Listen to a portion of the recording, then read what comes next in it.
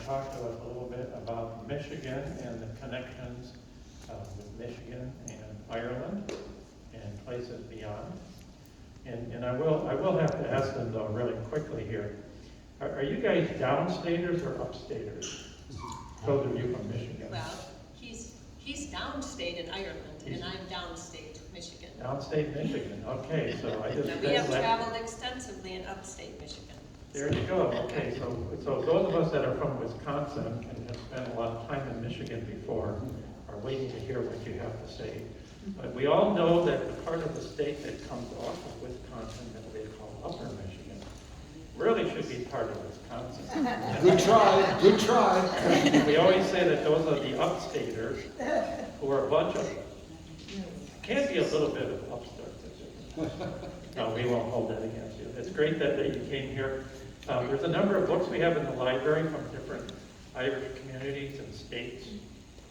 Janice Bryson is here, who did the book on the Irish in Arizona. And if you haven't seen that book before, you better get a copy of it, because that's a great book that she authored a number of years ago. And there's a lot of different states that people have done the kind of thing that they've done here tonight. So we want to welcome you to Arizona. You picked a good day to come down here when it's 100 degrees, so you can see what Arizona is really like, but it's nice and cool in here. So I'd like to thank, first of all, Kelly, who's sitting in the front row here. And, she's streaming it live out there. Hello, everybody out there in internet land. Streaming it live. This is part of an ALA grant that we got this year to provide hybrid programming. So we hope that there's people in Michigan listening in and people from Dublin and all points in between. So this is really exciting. I'd like to thank Kelly and Lisa's in the back row there, who works in the library. So thanks to all of you for getting this set up and bringing folks here. And thank you to everybody else that's here tonight in support of this event. So without further ado, I'll just introduce Elizabeth Rice and Pat Cummins. And Elizabeth is from the lower Detroit area, possibly? No, in middle of the state. Middle of the state, Lansing? Yeah, a little bit north and... There you go, Lansing. Okay. And Pat is a Dubliner. Yeah. So we're going to hear some stories later tonight about all this, and I'm sure the stories will flow. But before we do, we want to remind you that we have a bar back there tonight. And we like to have a bar open when we do these literary and genealogy events. So please take advantage of that while you can here. We also have tea, coffee, and some treats here. And we're informal. You can get up any time and get a drink and come back. And we're going to have a wonderful time tonight. So thank you both for coming, and welcome to Arizona. Thank you. Just a minute before we start. You're slightly taller than me. That's no worries. Is that good? Yeah, that's good. So stand where you want to stand now. There you go. Okay. Excellent. Okay. Well, thank you very much for that long introduction. Anyway, as we say back in Ireland, Céad Míle Fáilte. Some of you here know in the Gaelic language this means 100,000 welcomes. And indeed, you're all very welcome here this evening. Every single one of you are very welcome. Elizabeth and I, of course, are delighted to be here. I love coming to Arizona, and I love coming to Michigan, and it's great to be here. And we hope that you will enjoy our little presentation this evening. Now, Arizona, Michigan, Ireland, 3 different land masses, long distance away from each other, 2 continents. So, we ask ourselves, what similarities are there in those 3 places? Now, if you lived in the 19th century, you would not think there were any similarities. Let's say, take Arizona, for example. Desert. Grand Canyon. High temperatures in the summer. A nice temperate climate in the winter. Now, Michigan, forests, the Great Lakes, all four of them surrounding Michigan, and also freezing cold winters. That has been my experience, freezing cold winters. And Ireland, well, as we say, it's the Emerald Isle. 40 shades of green. And again, in the 19th century, dire poverty, generally in the countryside. Overcrowding in Dublin and poverty. But So the land masses are not similar. The geographic size of Ireland is but 30% of Michigan, 23% of Arizona. In population, though, we really find the biggest difference. In 1841, the census in Ireland shows a population of 8 million people. The 1840 census in Michigan, 200,000 people. Arizona, still a territory in the 1840s, has a census count in 1860 of 6,482 people. It's not until the Arizona census of 1890 that the population almost reaches 90,000 people. And yet, today in Arizona, 8% of the population claim Irish lineage. In Michigan, 10% of the population claims Irish heritage. So there must be some connections among these three places. Elizabeth and I had the good fortune of visiting this wonderful cultural centre a few years ago, and we were so impressed by it. And we were searching and researching our book for the immigrants in Michigan. And here in this library, we found so many books about the Irish in Arizona. And in 50, I believe, 50 states are represented with books here. So we decided, and we hoped to do more research, and that led us on a journey. Okay. Now, you have noticed that I have an Irish accent. But I don't believe I have an accent. It's you people who have got the accent, if I may say so. Anyway, that's only a little joke. Right? And so I'll leave it to Elizabeth now to continue. So one summer afternoon, during a visit to Michigan, when Pat came to visit us, we were tending the flowers in the family cemetery outside the town where I live. So Pat is looking up the hill, there's hilly terrain, and it's a nice summer day, and he says to me, all I can see is Irish name after Irish name after Irish name.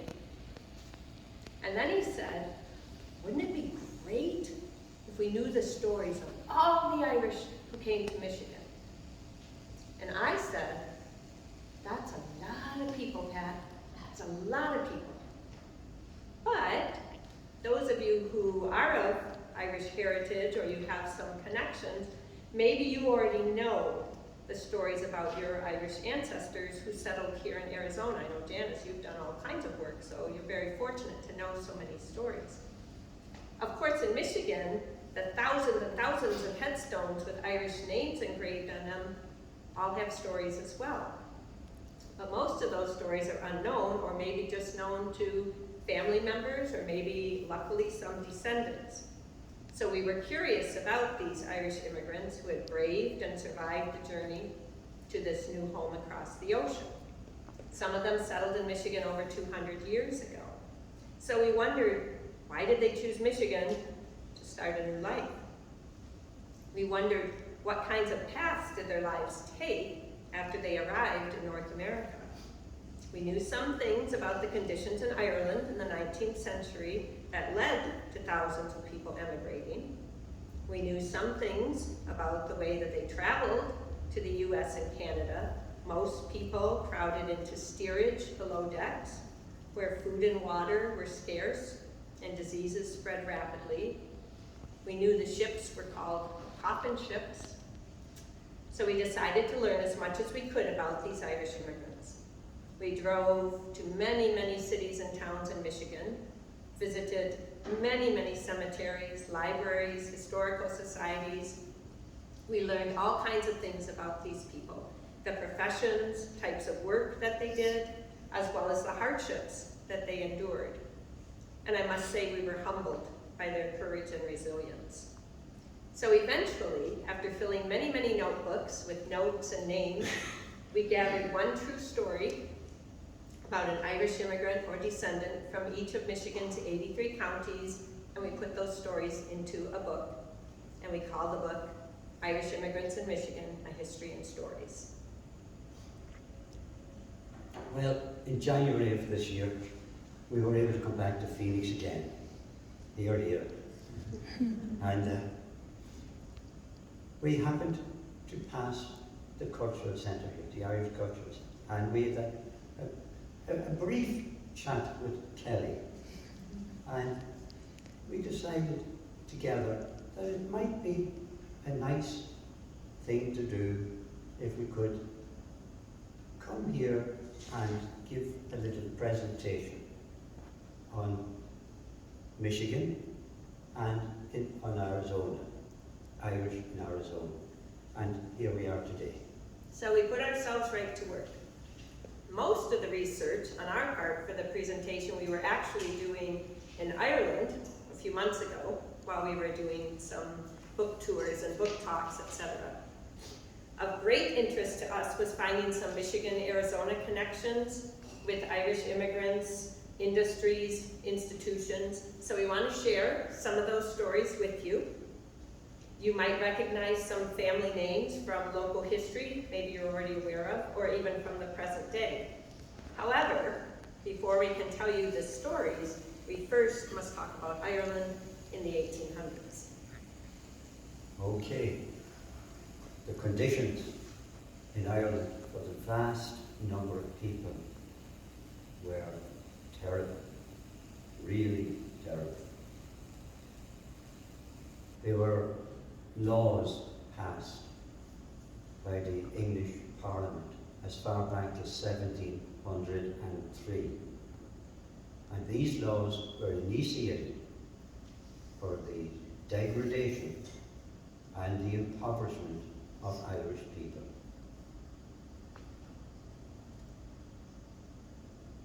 Now, 90% of Ireland at the time were Roman Catholics. And there were other denominations in Ireland as well who were affected by these laws, which were called penal laws, like Presbyterians, the Methodists, the Quakers. And collectively, they were all known as dissenters. And the laws governing all these dissenters, they could not own land, not 1 inch of land. They could not have official education.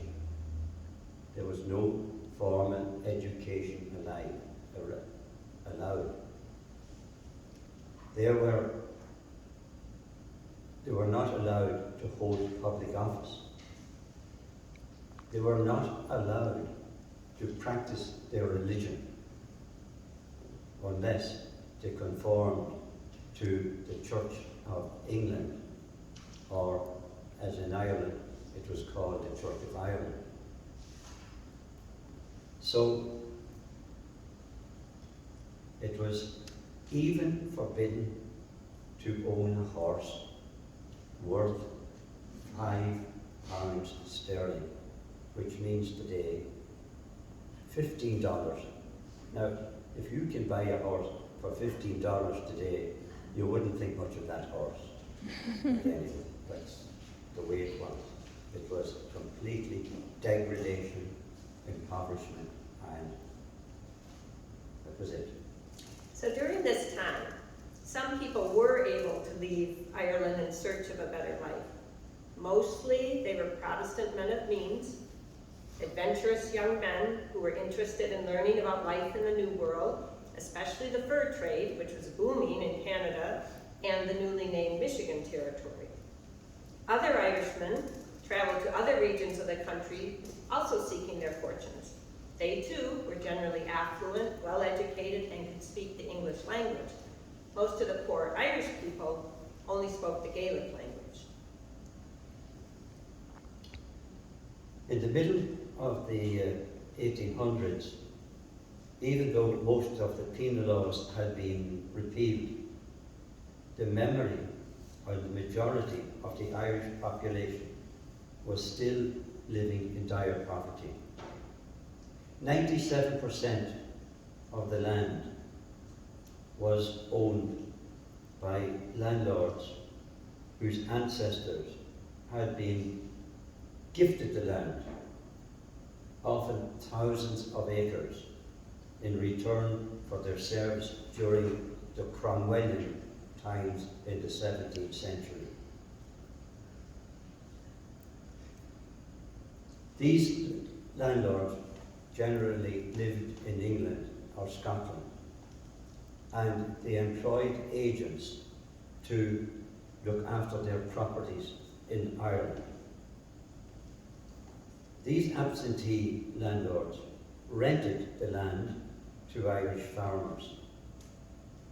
Their agents collected the rents from the Irish tenant farmers, and these tenants had about 6 to 18 acres, which was enough to sustain them for a year. They planted potatoes on this land, 6 to 18 acres. But the rest of the land, they had to grow crops of wheat, oats, barley, which paid for the rent of their homes. And the harvest of these crops went, as I said, towards paying the yearly rents. And the tenant farmers were expected also to work on the estates of these agents or landlords. Everything changed in the mid-1800s when this staple crop of these Irish tenant farmers and laborers, potato, was infected with a fungus. In 1845, on Baltimore, the potato famine began. The ruination of the potato crop year after year had disastrous consequences for all of Ireland. At first, the damage caused by the fungus was unnoticeable. Potato crops sprouted leaves and seemed to be growing well. But as the summer months continued, the leaves began to shrivel and then die. And below ground, potatoes were rotting as well. This was a serious situation, but not disastrous. Enough seed potatoes had been stored from the previous year, so people still had potatoes to eat. And there were enough stored seed potatoes so that a new crop could be planted for the next year in 1846. Well, the planting of the potatoes in 1846 began as usual, and the potato plants grew well. But then the same thing happened again. The leaves withered, and the plants beneath the ground rotted. This time, there were no seed potatoes, and no potatoes to eat the following year. The year 1847 became known as the plague year. Thousands of men, women and children died in 1847. They starved, even though there was plenty of food in the country. But this food was exported to England and beyond. So, the English Parliament was not inclined to assist the starving poor. This left three options available to the Irish people during this hard time. They could wait out the hard time, hoping better days might come. A second option was to make an application to a workhouse in order to receive some meager rations. The concept of workhouses was a few years old by this time. They had begun in 1838, a means for providing for those who could not provide for themselves. By the year 1845, there were 123 workhouses throughout Ireland. Families who went into a workhouse were immediately separated. Women were assigned to one wing of the workhouse, men to a separate wing. Children under 2 years of age could stay with their mothers, but children from the age of 3 to 10 lived separately in yet another wing of the house. The men were expected to do jobs around the workhouse in order to earn their keep. They might be assigned to a road building crew, they might be assigned to a crew breaking stones. Women were employed doing household chores, cooking, sewing, spinning, weaving, cleaning. The children sometimes performed jobs around the workhouse, but quite often they were sent out as domestic servants or laborers to the nearby estates. It's not hard to see that the workhouses became so crowded and unsanitary that contagious diseases spread easily, which led to thousands of people dying from cholera, typhus, two diseases that could spread so easily in the congested living spaces. In 1847 alone, nearly 67,000 people died in the workhouse. So people were very, very afraid of being sent there. And you could hear them cry as they might be taken from their home, please, please, don't send me to the workhouse. So we come to the third option, emigration. Emigration became the last hope for thousands of Irish people. A sailing vessel was the only means of getting from Ireland to the United States or Canada. The fare was prohibitive because, and only, the father or the mother or a son or a daughter could go. They could not afford it. Most of these people never saw Ireland again.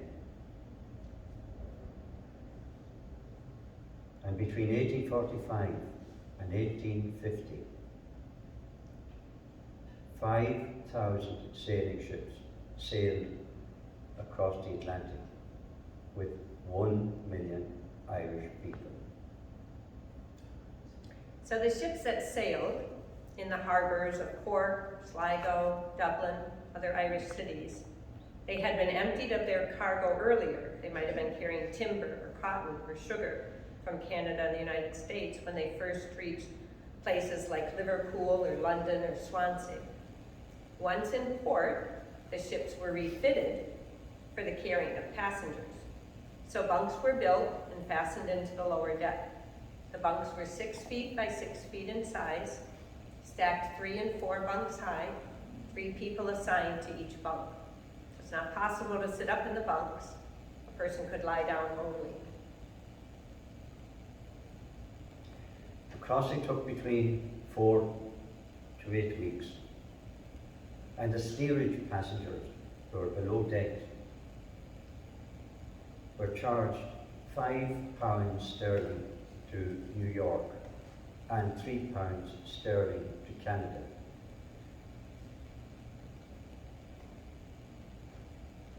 So the steerage passengers were allowed up on deck to get fresh air and to prepare food. But at times, some scrupulous captains did not give the rations out as they should have done. And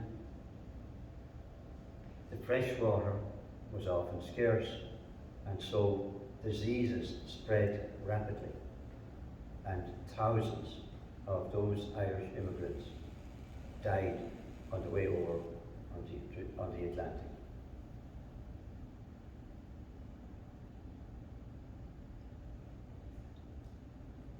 Is that it? Well, this is what led to the ships being called coffin ships, because so many people perished during the travel. But the Irish immigrants who survived the ocean crossing came into the ports of New York and Boston, and they found those ports crowded with ships and thronged by people. First thing to do after regaining land was to find housing and employment. So while many of those first Irish immigrants had been well educated and maybe practicing a profession, the waves of immigrants who came during the famine years were mostly unskilled and poorly educated. So most of these people found work in low-paying capacities, and housing was very scarce. People who had arrived earlier were wary of these new immigrants competing for jobs, wages, housing. Most of the new immigrants could barely make enough money to eat each day.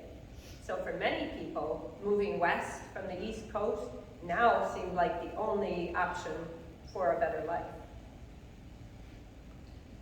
The Michigan Territory, established in 1805, was considered to be the far west for people living on the eastern seaboard. And the Michigan Territory was advertised as a land of opportunity, land to be got. And there was plenty of land for everyone. Of course, indigenous people had lived on the land for hundreds of years. And people began to learn about the minerals, the lumbering, the thousands of acres of trees. And in the northwestern region, there was the copper mines. In around the lakes, fur trading, fishing, and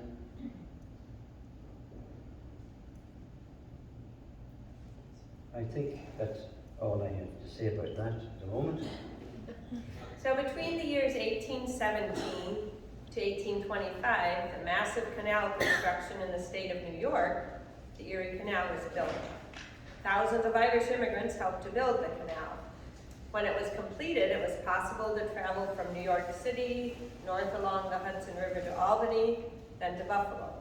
From Buffalo, you could get onto a boat, which carried passengers on Lake Erie, all the way to Detroit, Michigan, and other towns. So with the completion of the Erie Canal, travel to Michigan became easier, so more Irish immigrants headed west. Then when the rail lines from the East Coast to Michigan were laid a few years later, thousands more Irish immigrants worked on the railroad and followed it west as well to begin their new lives. To people who had never owned land, the allure of owning land in Michigan was a strong enticement for settling there. The territorial governor of the time, Lewis Cass, eagerly encouraged settlement throughout the territory with aspirations of Michigan gaining statehood. In the 1800s, as now, Michigan was a land of abundant natural resources. The thousands of acres of trees provided lumber for building houses, stores, schools, churches, rail lines. The list seemed endless. Mineral resources such as copper and iron were discovered in the far northwestern region. Lumbering and mining provided work for thousands of men. Towns suddenly appeared, and at a new mine, or at a shore, or a rail depot, where the shipping of lumber and minerals, fish and fur occurred. Men and women could find work in necessary occupations that commenced in these towns. Shopkeepers, school teachers, doctors, saloon keepers, boarding house proprietors, hotel owners, bankers, and attorneys. So then we had the Arizona Territory, established in 1863 with Prescott, Arizona as the first territorial capital. During the time of the California Gold Rush, in the late 1840s, thousands of men crossed over what became the Arizona Territory on their way to the mines in California. But many of those who did not realize their fortunes returned to Arizona to take up other occupations. Arizona is also a land rich in natural resources: silver, gold, copper, lead. So mining was going to be very big here as well. Trees for lumbering in the northern regions of the territory. The warm climate of the valleys was ideal for growing citrus crops, cotton. Many people bought land and took up ranching or farming after the U.S. Civil War ended. The Irish immigrants were among the many who found the Arizona Territory to be just fine, just to their liking. And, just like in Michigan, Irish immigrants were very eager to find prosperity and own their own land in their new home. The coming of the railroads opened up Arizona Territory to settlement by more immigrants.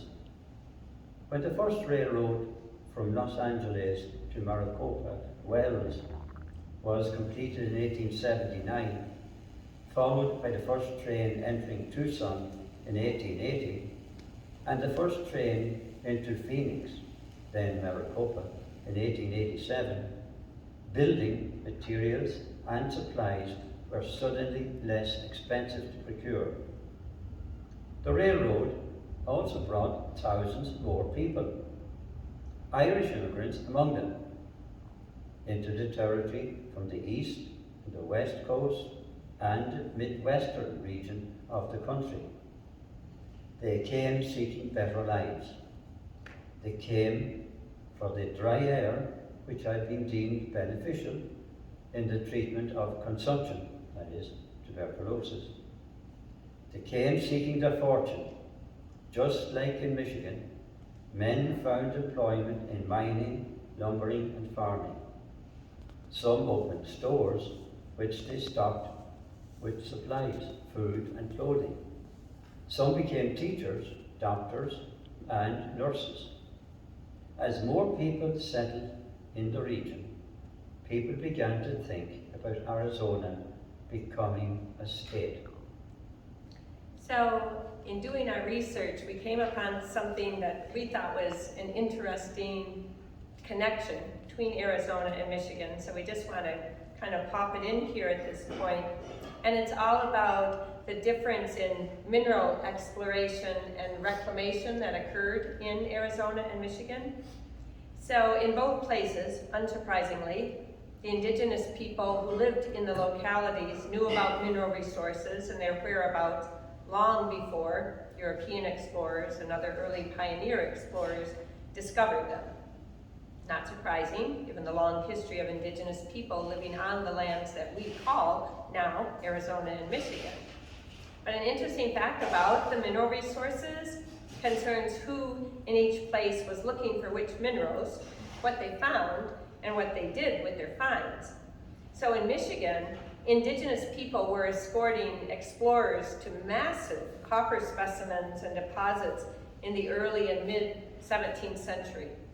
Well, copper specimens were highly treasured by indigenous tribes. Many people believed that benevolent spirits resided within the mineral. Usually, though, the sacred rocks in a tribe were between maybe 10 and 20 pounds, and they were carefully wrapped and kept stored and passed down generation to generation. Larger specimens were known, copper pieces that were found in the woods or found along riverbanks. We have in Michigan a famous Ontonagon boulder, which eventually found its way to the Smithsonian Museum as one such example. That massive boulder, when it was actually sent to the Smithsonian, had been chipped away for many years by people who wanted a piece of it. But when it got to the Smithsonian in 1860, it still weighed 3,708 pounds. You can go visit it today. Well, the early explorers did not have the means, and initially not the backing for large-scale investments in copper. It was not until 1860, after people began visiting the Ontonagon boulder at the Smithsonian, that investors and the US government began really interested in Michigan copper mining. Prospectors began to stake claims for copper finds and began mining. When the copper boom really got going throughout the 1860s to 1890s in the Keweenaw Peninsula, some unexpected byproducts of copper mining were found, and especially enticing byproduct was silver. So in Arizona, same type of exploration pattern occurred, but with a different mineral. Indigenous people knew about silver deposits. Certainly in the 16th century, 17th and 18th century, Spanish explorers began to map out mines and finds. By the latter part of the 19th century, a number of silver mines were in operation, notably in Globe, Pinal, McMillanville. Just over 100 years later, so in 1981, 490 troy ounces of silver had been mined, which is like 33,600,000 pounds of silver. But only 10% of that silver find was due to actually mining silver. 90% of the silver taken from the earth was a byproduct of copper mining.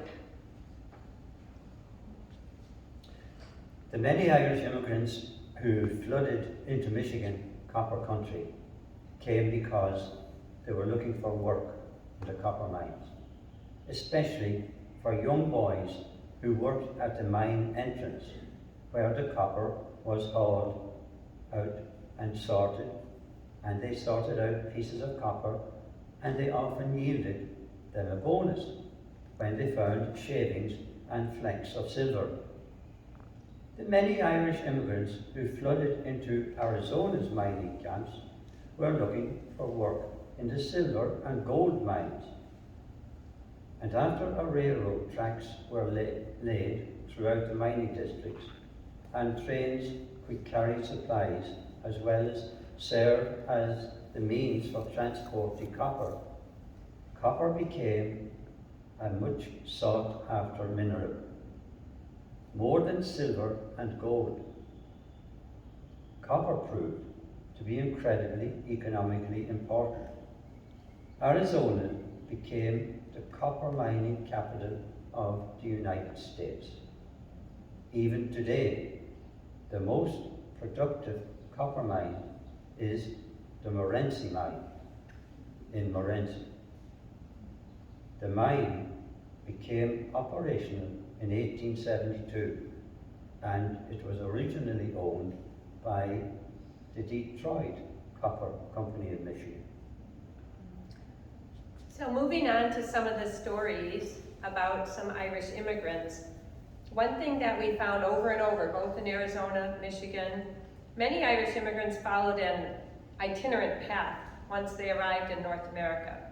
Those that did not remain on the East Coast often found employment and lived in maybe settled places like Pittsburgh or Toledo for a few years. Do their best to save some money for land. After a few years, they might move on again, further west, further north, looking for better opportunities.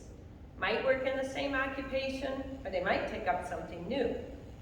Most of the immigrants who followed this practice were unmarried young men, but certainly not all. Sometimes entire families moved a number of times before eventually settling in one place. From the mid-1800s onward, companies looking for workers, whether they be miners or loggers, advertised heavily in the East Coast cities and even overseas. The advertisements often convinced these newly arrived immigrants to leave the East Coast for the West. And if you remember, as we mentioned earlier, in the early 1800s, Michigan was the West, populated by thousands of indigenous people, but not very many immigrants. People came looking for work in the mines and lumber camps, the quickly growing port towns. The territory became more settled. So many Irish families did find permanent homes in Michigan. Others still stayed for a while, but then moved on to newer, different opportunities further west. The Irish immigrant exemplified this pattern. His name was Patrick Delahunty. His parents were Thomas and Margaret Vale Delahunty. And Patrick was born in 1847 in County Waterford in Ireland. He immigrated to the United States in 1872 at the age of 25. Patrick's first residence was in the state of Massachusetts. He found work, but after 1 year, he was looking to move on. Patrick travelled to Michigan, where he found work as a miner in the iron mines situated near Lake Superior in Michigan. He remained in Michigan for 18 months. Then Patrick moved again. He landed in Utah, where he put his mining experience to work in the silver mines. After another 18 months in Utah, he shifted again. This time he traveled to Nevada, where he again worked in the mines. And after Nevada, he made his way to Eastern California, and then to San Francisco. And he remained in San Francisco for a few more years. In the year 1880, Patrick found himself in Tombstone, another place, of course, where mining was going on in a big way. He remained in Tombstone for 2 years, and then moved on again after a year, eventually settling in Benson. Now he had found the place where he would remain for the rest of his life. The town of Benson was really quickly growing once the Southern Pacific Railroad arrived in 1880. Patrick continued mining. He owned a number of valuable mineral claims, then became interested in cattle ranching. As his prosperity increased, he bought property lots in Benson and in nearby towns. Then he went into the livery business, considered owning a saloon.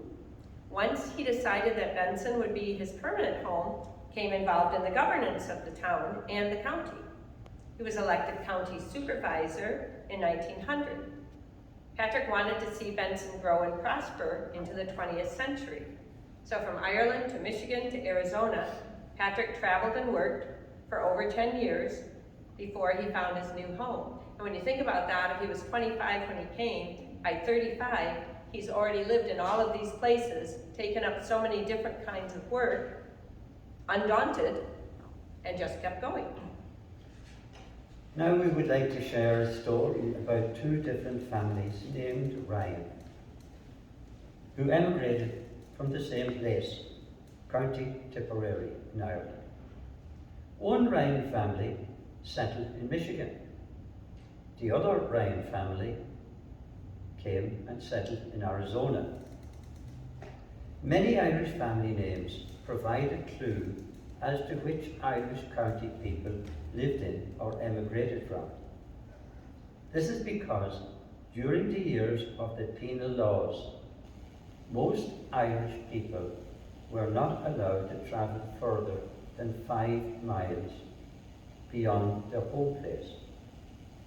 Even after the penal laws were repealed, poor people did not often venture beyond their own home village.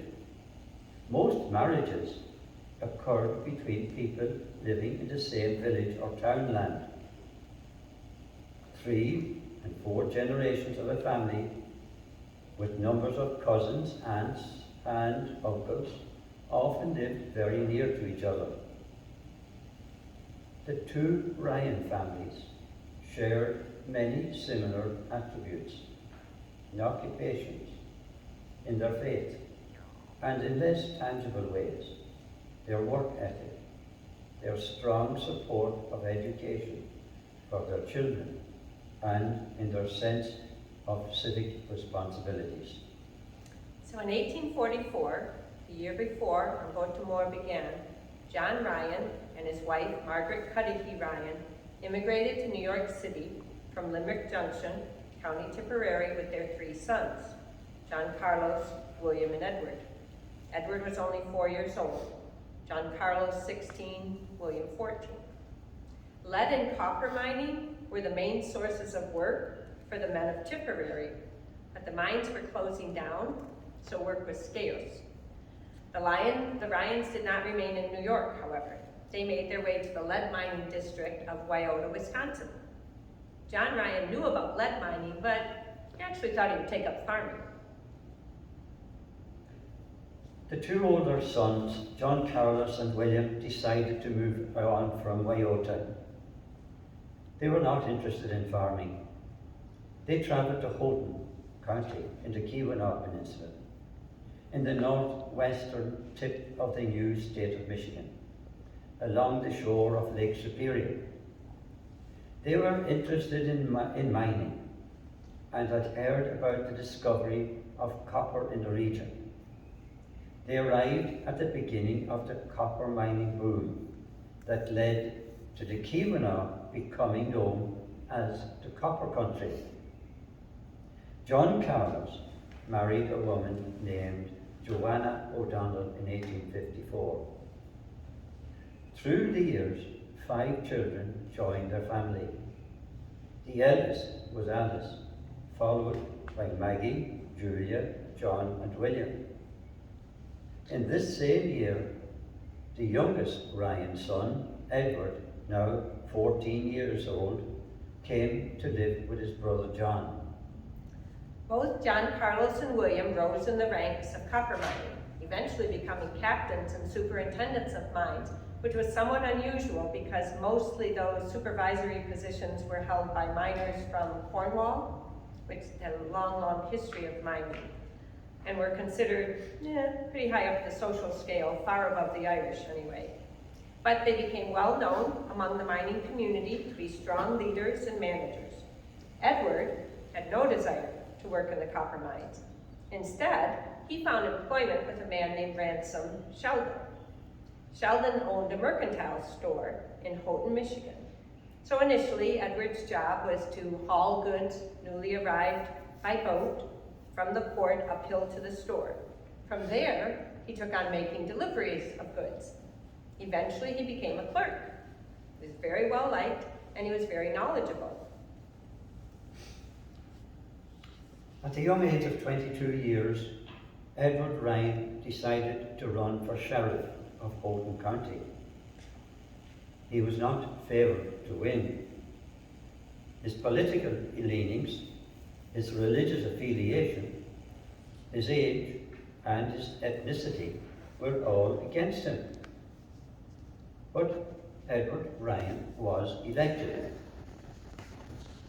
The local newspaper editor, J.R. Devereux, had written dire warnings about the possibility of an Irish Catholic becoming sheriff. However, after a few months of Edward being on the job, the editor retracted some of his cautionary words against the new sheriff. He says, "Sheriff Ryan, we are happy to say, has thus far disappointed the many predictions we have heard made, that when he came into office, the Irish would be allowed to do as they pleased, rule the town perhaps, but the prophets have all proved false." In 1864, instead of running for sheriff again, Edward decided to open his own mercantile store. His brother William partnered with him, providing the money needed for the venture. Edward opened his store in Hancock, Michigan, the town next to Houghton, thus avoiding direct competition with his former boss, Ransom Sheldon. 1 year later, he and Alice Cudahy married. Family grew to include 10 children, all of whom grew to adulthood, which was incredibly unusual for that time.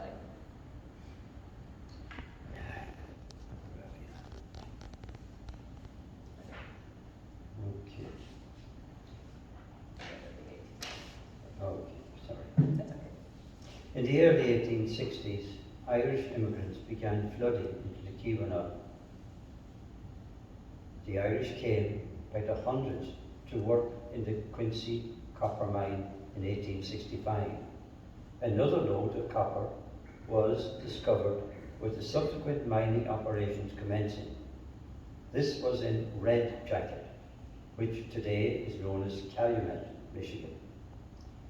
The mine became known as the Calumet and Hecla copper mine. Immediately, the population swelled. Edward Ryan saw an opportunity to open another store, which he promptly did. Each immigrant community that settled in the area had their own store, operated by someone from their own community. And Edward Ryan's store was one of the largest in the town. As his prosperity increased, Edward became involved in other business ventures. He founded a copper smelting business, which also rolled sheet copper. Director of the banks in both Houghton and Calumet, co-founded the Peninsular Electric Light and Power Company.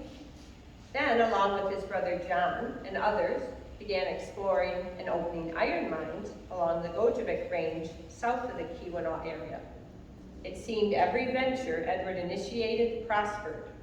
Edward Ryan became known as the merchant prince of the copper country.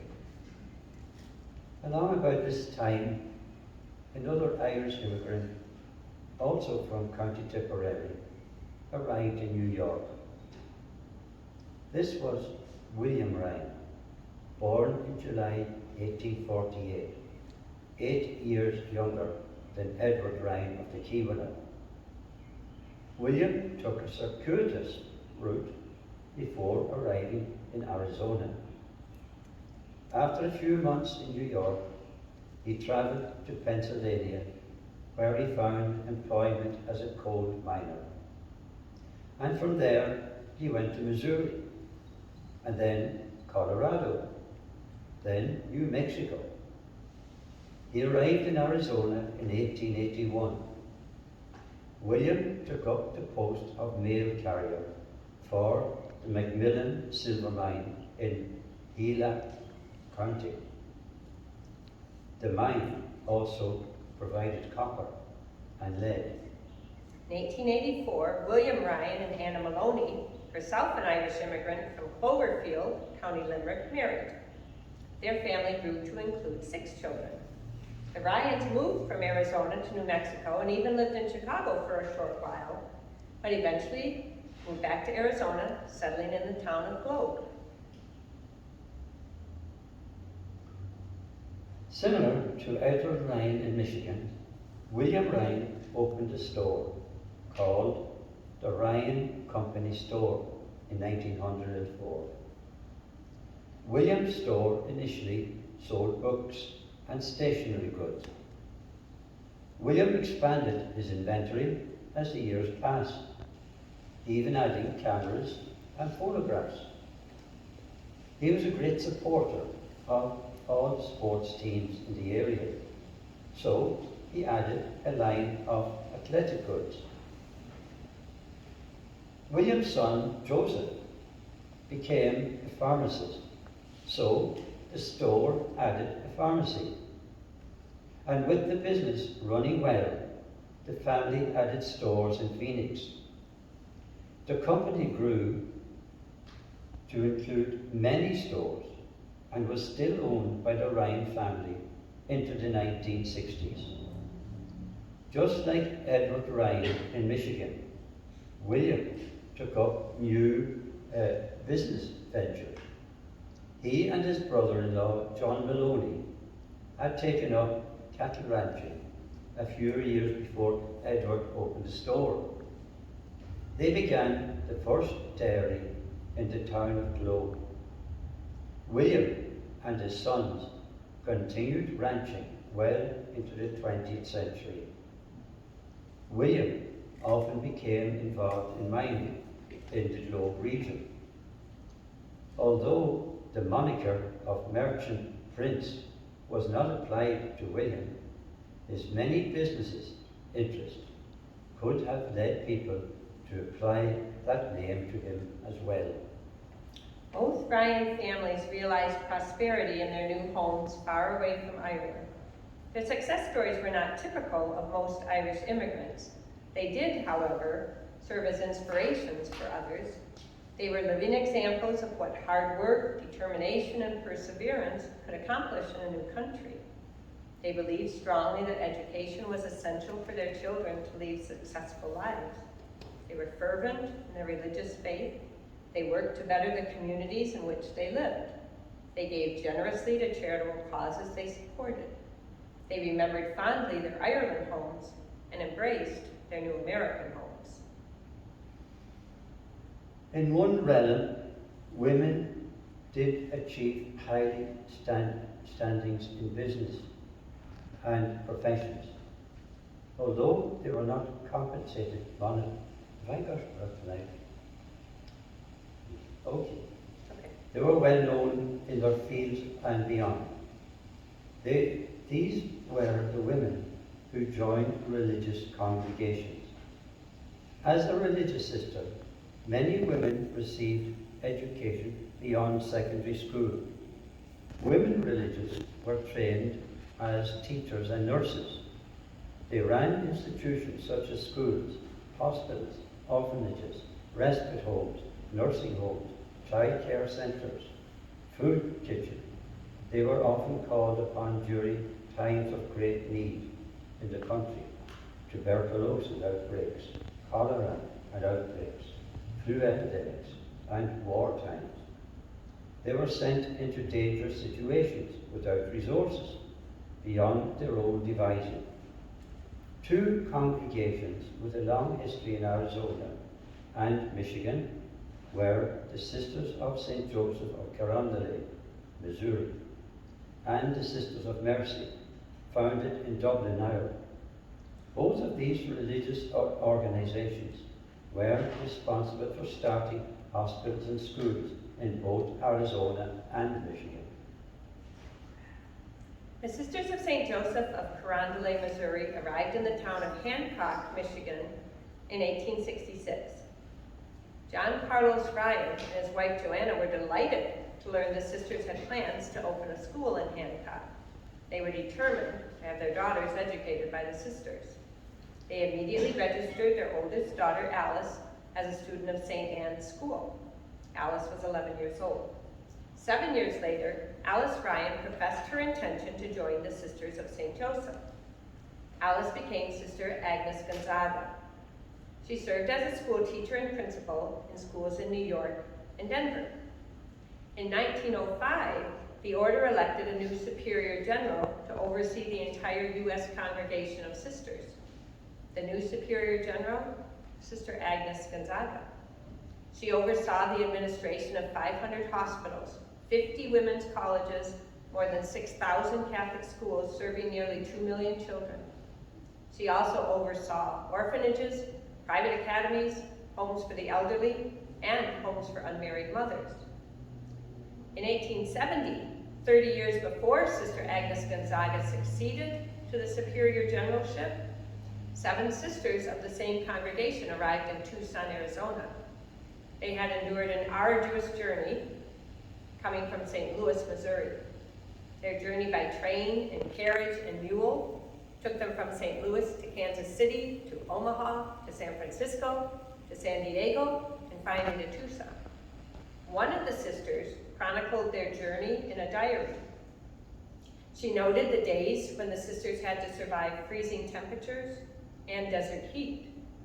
She wrote of the sisters warding off proposals of marriage from men they encountered on the journey, as well as wild animals. Her diary describes traveling high into the mountains, next to precipices that dropped hundreds of feet. Sometimes the sisters were taken in by other sister communities and were able to sleep in beds. Many other nights, they camped outside.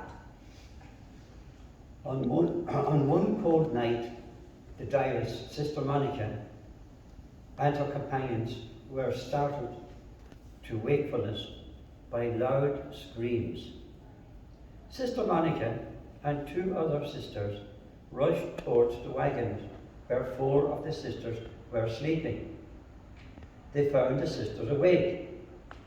They had awakened earlier due to the cold night temperature.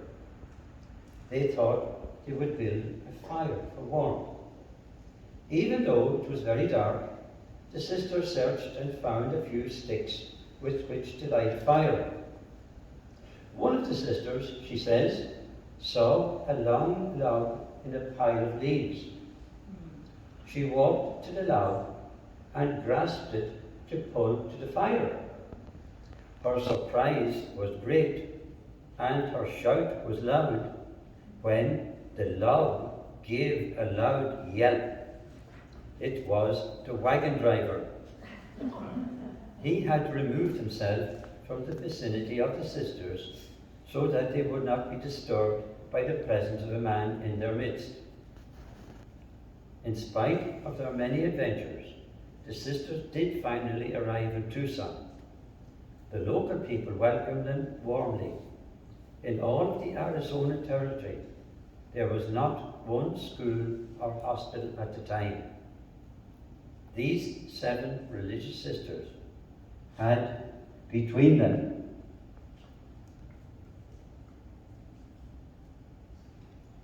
answered the call to rectify the situation. 11 days after their arrival in St. Joseph Academy for young women was opened its doors. Sisters of Mercy had their start in Dublin, Ireland in 1831. Founder of the order was a woman named Catherine Macaulay. Catherine was born in Dublin, 1778. Her father died when she was but 5 years old. Her mother died a few years later. So she went to live with her brother and sister in the home of an uncle. At the age of 25, she became employed by a wealthy couple, William and Catherine Callahan. She managed their household and served as a companion to Catherine. After 20 years, when both of the Callahans had passed away, Catherine was surprised to learn she was the principal legatee of their estate. Throughout her years with the Callahans, who were practicing Quakers, Catherine had been aware of and spent a great deal of time serving the poor. Now that she had a great deal of money, Catherine wanted to make a firm commitment to helping as many people as she could. So in 1824, Catherine commissioned a building to be built on Bagot Street in Dublin. Her plan was to offer housing and education to poor servant girls and homeless women. And 3 years later, in 1827, Catherine, along with 2 other women, moved into the house. The Archbishop of Dublin advised Catherine the best way to realize her hopes and aspirations for helping the poor was to form a new religious education. And so, Catherine and 2 other women professed vows as religious sisters. They were the first 3 members of the new congregation of the Sisters of Mercy. Catherine was named Mother Superior of the Order. During the next 10 years, she founded other Sisters of Mercy communities in Ireland and England. In 1843, the first group of women of the Sisters of Mercy arrived in the United States. By the year 1880, the communities had spread to towns in New Mexico. The newly arriving sisters, most of whom came from Ireland, spoke the English language, but most of the parishioners they met spoke the Spanish language. So the women used sign language to communicate until they learned the Spanish language. In 1887, a sister named Mary Paul O'Grady was elected as the Mother Superior of the Sisters of Mercy Southwestern Mission. Up until then, the primary focus for the sisters had been opening schools. The people of Silver City in New Mexico, where the sisters have their mother house, pleaded with the sisters to open a hospital. The need was great, as there were many mining injuries happening daily. Mother Paul sent 3 sisters to open a hospital. She did this without the direct consultation with the resident bishop. It was in the nature of the Sisters of Mercy that each mother house controlled their own finances and determined the focus of their energies. It was no surprise 5 years later, in 1892, that a request for the sisters to start a school in Phoenix. Mother Paul sent 2 sisters to assess the likelihood of starting a new school. They returned with a favourable impression, and so Mother Paul and 6 teaching sisters made the journey to Phoenix, where they founded Sacred Heart Academy. 45 students were registered on the first day, and with 150 expected the following week. One day, 2 of the teaching sisters saw a man who was seated on the porch of a rooming house, gasping for breath. Sisters gave what aid they could. When they returned the next day to check on the man, they found he had died in the night. He had succumbed to tuberculosis. 2 sisters immediately wrote a letter to Mother Paul in Silver City. They wanted permission to open a hospital to care for those suffering. Although they were not nurses, they did have nursing experience, primarily because miners suffered so many injuries. So Mother Paul gave her blessing to the endeavor. Fundraising for a hospital in Phoenix began. Sister Mary McTiernan, in particular, was very good at this task. She knew to arrive at the mines on payday. Her outgoing personality regularly gleaned donations from the miners. One story tells of Sister Peter and a companion descending into the mines by way of a bucket which was lowered on a rope. "Hello, I'm Sister Peter. My companion and I are raising money for St. Joseph's Hospital in Phoenix. And how would you be doing today?" Sister Peter asked while stretching out her hand. The sisters ascended with a few more coins in their pockets. In 1895, St. Joseph's Sanatorium opened. Teaching sisters prepared each room, which was set up to accommodate 2 patients. Mother Paul sent 2 nursing sisters from Silver City to oversee the patient care. All 12 beds were filled on opening day, with clamors from many more to be admitted. Sisters had the porch screened to accommodate more patients. Many business owners in Phoenix sent donations of food and dry goods. It's plain to see a new, larger facility must be built. 3 months later, the sisters had raised enough capital to initiate the building of St. Joseph's Hospital. Eventually, the sisters turned over the management of Sacred Heart Academy to another order of sisters. The Sisters of Mercy concentrated on the Phoenix Hospital. In addition to miners, railroad workers suffered many injuries. The number of people seeking relief from tuberculosis remained high. The hospital continued to expand in size. In 1910, the sisters opened a school of nursing, St. Joseph's Hospital Nurses Training School. The first graduating class of 1913 conferred degrees on 8 women, 5 of them sisters. Sisters of Mercy came to Michigan as well. In Michigan, too, their primary mission was education and service. A Detroit, Michigan chapter grew out of that original chapter founded in 1843 in Pittsburgh. Officially, the province of Detroit was established some years later, and a provincial house was built. Then Mercy College of Detroit was founded to prepare students for teaching and nursing careers. Other communities of Sisters of Mercy in Michigan as well.